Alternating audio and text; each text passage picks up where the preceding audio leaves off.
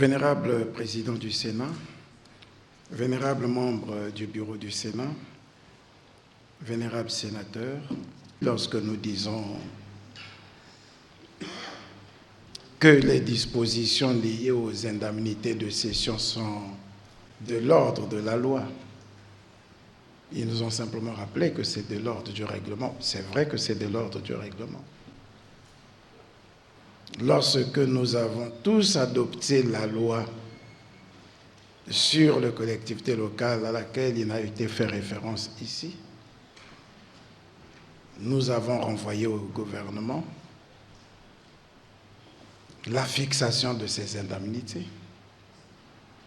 Et ce que le gouvernement a fait à l'époque, c'est juste indexer ces indemnités de cession à l'indice de frais de mission au sein d'une collectivité locale. On part du principe que quand on est dans une collectivité locale et on se déplace, quand on est agent de l'État, je me déplace au sein de mon département. À combien sont évalués les frais de mission?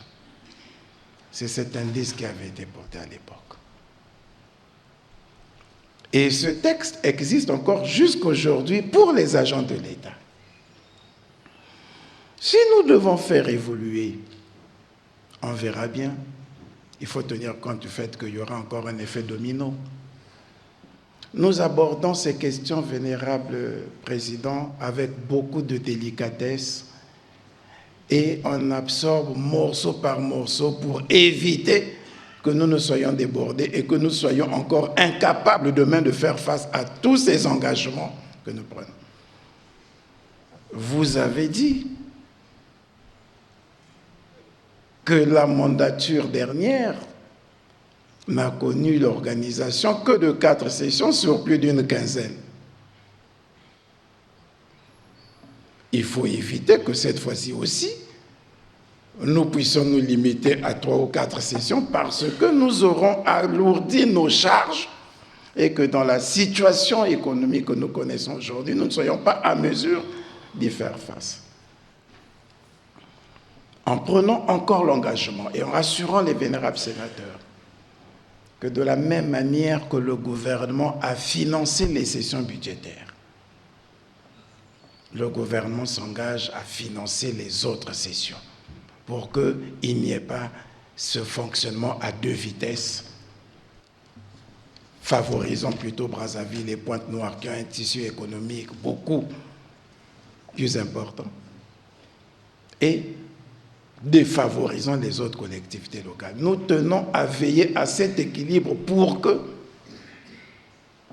toutes les sessions se tiennent au niveau de toutes les collectivités locales. Vénérable Président, nous avons touché des points importants. Et c'est bien ciblé, parce que ce sont des questions qui touchent au quotidien des Congolais. La lutte contre le grand banditisme, l'insécurité galopante dans nos villes. Le vénérable Pouma a dit que nous n'avons pas identifié les causes. Si, nous les avons citées. La situation de la famille, les familles monoparentales, mais les séquelles des violences que nous avons connues, on n'en parle pas suffisamment. Nous avons connu une jeunesse entre les années 90 et 98, troublée, qui n'est peut-être pas allée à l'école à ce moment-là. Avons-nous mis des psychologues? Avons-nous mené une action de réarmement moral, de suivi de ces jeunes, pour que nous soyons surpris aujourd'hui de cette violence, cette insécurité grandissante? Mais ces jeunes qui ont été traumatisés, qui ont vécu peut-être eux-mêmes dans la violence et qui se sont retrouvés par la suite géniteurs d'enfants, pour ne pas dire parents d'enfants, ont-ils les ressources matérielles, morales, spirituelles nécessaires pour assurer l'encadrement et l'éducation des enfants qui ont peut-être aujourd'hui 13-15 ans, issus des parents eux-mêmes traumatisés eux-mêmes en conflit avec la loi. Vous avez raison de poser la problématique des parents. Il y a tout cela. Un autre point important, l'environnement. Cela a été rappelé ici. La salubrité, l'assainissement de nos villes, la question du plastique qui pollue nos sols, pollue nos mers, pollue nos eaux, pollue l'air. Madame la ministre vous a rappelé la loi qui avait été adoptée à l'époque depuis 2011, qui a certainement tardé à être mise en application. Et la ministre a été instruite pour très vite prendre les textes d'application et intensifier les contrôles, intensifier les mécanismes de suivi. Surtout au moment où notre pays va être la capitale mondiale de l'environnement et de la protection de l'écosystème forestier, avec le sommet des 3 bassins qui pointe à l'horizon. Merci, Vénérable Président. Nous sommes bien au terme de notre débat et qui s'est bien déroulé et qui confirme la maturité qu'au terme de 6 ans de mandat, les sénateurs ont acquise. Je voudrais donc remercier et féliciter les membres du gouvernement qui ont tous répondu présents à l'appel du Sénat, et parce que c'est pour la première fois que nous faisons le 100%. 9 ministres interrogés, 9 ministres présents, c'est un record dont il faut se féliciter et qui illustre bien la bonne collaboration qui existe entre nos institutions. Nous avons eu un bon débat, un débat responsable. Des questions ont été posées et les membres du gouvernement ont répondu. Qu'il s'agisse des bébés noirs, des règlements des comptes, de l'insécurité qui prend de l'ampleur dans nos villes, qu'il s'agisse de la situation des conseils, dont la régularité n'est pas déjà évidente, qu'il s'agisse des villes aujourd'hui polluées, avec l'érection des marchés, des structures qui encombrent la ville, qui leur donnent l'image des bidonvilles. Qu'il s'agisse de la question de passeport. À propos de passeport, le ministre a bien dit, certes les stocks sont insuffisants, mais cette situation trouve son explication par le fait que désormais, nous n'avons plus d'autonomie, on est dans un espace CEMAC. Les passeports sont désormais des passeports CEMAC que nous n'avons pas la possibilité de proroger. Et ça, c'est une des raisons des difficultés de délivraison du passeport, comme il a noté aussi le fait que, il y a les faussaires, il y a des Congolais qui sont tentés de changer de nom, d'ajouter des prénoms, et quand vous avez changé, il n'est pas possible que l'on vous établisse un passeport dans ces conditions, parce que, à l'origine, vous n'étiez pas ce nouveau citoyen qui se présente et qui sollicite le passeport. Mais qu'il s'agisse de ça ou d'autres questions, le gouvernement a répondu. Le gouvernement a pris des engagements.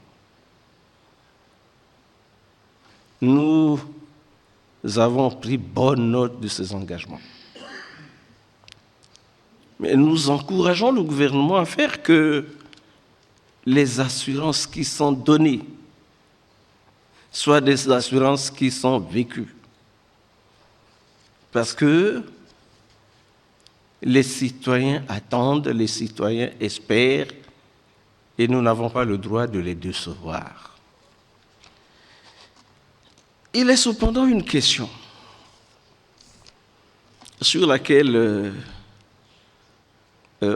on a l'impression de gérer une certaine contradiction. C'est la question de la décentralisation avec le traitement réservé aux conseillers départementaux et municipaux. Je ne pense pas, Monsieur le Premier ministre, chef du gouvernement, que nous soyons tentés d'ouvrir la boîte de Pandore. Hors de question. Et nous disons que cette question doit être traitée sans démagogie.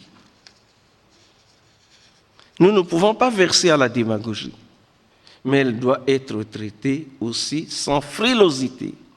C'est une question de responsabilité. Le problème se pose quand les sénateurs reviennent, ils sont sous pression. Ils sont sous pression parce qu'on a le sentiment que les élus locaux ont fini par perdre espoir. Dans cette situation de déficit de confiance, nous avons tous à faire que on ne gère pas l'incompréhension. Nous avons toujours dit aux conseillers qui viennent à nous, la question doit être traitée en toute responsabilité et le gouvernement ne pourra décider qu'en fonction de la situation objective. Si la situation est telle que on peut aujourd'hui améliorer substantiellement, on le fait. Sinon, à quoi bon? Si on doit aujourd'hui décider de leur assurer un traitement pour faire plaisir, mais un traitement qui ne sera pas garanti demain, est-ce qu'on aura gagné? Non. Mais le combat consiste à faire que le peu pour l'instant qui est acquis soit assuré. Et ça, c'est un combat qu'il faut mener. Par ailleurs, c'est pour la deuxième fois que le ministre de l'Intérieur nous tend la perche. La première fois, c'était le 4 avril, à l'occasion de la dernière séance de questions orales avec débat. Mais là, c'était hors micro. Il s'est rapproché de nous après le débat pour dire que je suis prêt à discuter avec vous. À vous de nous dire quand est-ce qu'on peut se retrouver et échanger.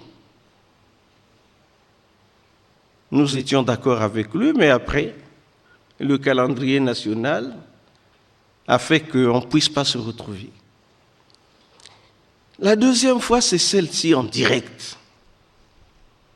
Nous disons au gouvernement que nous allons organiser cette rencontre.